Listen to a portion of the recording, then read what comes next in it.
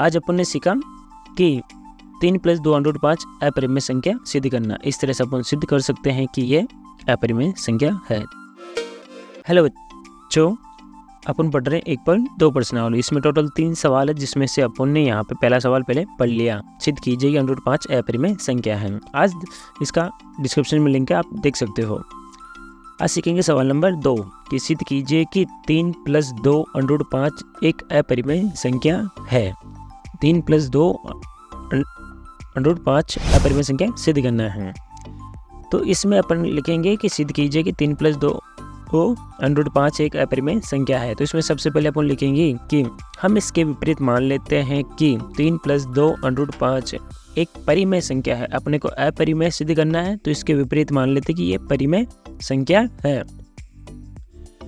अब यहाँ पे परिमेय संख्या को अपन जानते हैं कि जो भी परिमेय संख्या होती है उसको अपन P/Q के रूप में लिख सकते हैं, लेकिन यहाँ पे अपन A/B के रूप में लिखेंगे।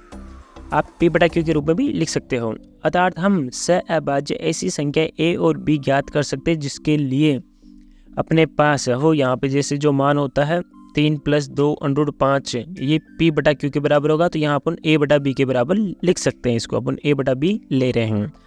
अब 3 का अपन कर देंगे यहाँ पे पक्षांतरण, तो 2 √5 बराबर A/B - 3, इधर आके माइनस का 3 हो जाएगा, तो इधर रहेगा √2 5 और A/B - 3 ये हो जाएगा। अब 2 को भेज देंगे अपन अपॉन में, बटा में आ जाएगा 2, तो इस साइड रह जाएगा √5 और इधर हो जाएगा A/B - 3 अपॉन में आ जाएगा 2, तो बटा में आ गया यहाँ पे 2। तो सिंपली अपने पास आ गया ये मान √5 बराबर A/B - 3 बटा 2। तो सिंपली आपको यहाँ पे पक्षांतरण कर लेना है। चूँकि A और B पूर्णांक है, तो ये जो मान है अपने पास ये परिमेय संख्या है। अर्थात ध्यान से देखो, अपन बोल रहे हैं A और B पूर्णांक है, तो A/B में से अपन 3 घटाएंगे तो अपने पास एक परिमेय संख्या आएगी। फिर परिमेय संख्या में से परिमेय संख्या घटा दे तो परिमेय संख्या आती है। नीचे है बटा में 2, तो ये भी परिमेय संख्या है। अब परिमेय संख्या में परिमेय संख्या का भाग देंगे तो अपने पास जो नई संख्या आएगी वो भी परिमेय संख्या ही होगी। अब ये बराबर है किसके? √5 के, क्योंकि ये जो मान है ये परिमेय संख्या है, तो √5 भी क्या हो जाएगा? परिमेय संख्या हो जाएगा। चूँकि A और B पूर्णांक है, इसलिए ये जो मान है अपने पास ये भी परिमेय संख्या है। अब ये बराबर √5 के, तो √5 भी क्या हो जाएगा? परिमेय संख्या हो जाएगा। ये भी परिमेय संख्या, तो √5 भी परिमेय संख्या, क्योंकि इक्वल है बीच में। लेकिन अपन जानते हैं कि √5 तो एक अपरिमेय संख्या है। अपने को पता है कि √5 एक क्या है? अपरिमेय संख्या है। परंतु इससे इस तथ्य का विरोधाभास प्राप्त होता है कि √5 एक अपरिमेय संख्या है, तो ये गलत बात हो जाएगी कि ये परिमेय है तो ये क्या हो जाएगा? अपरिमेय तो हो ही नहीं सकता। तो अतः यह परिमेय संख्या नहीं है √5, ये गलत है।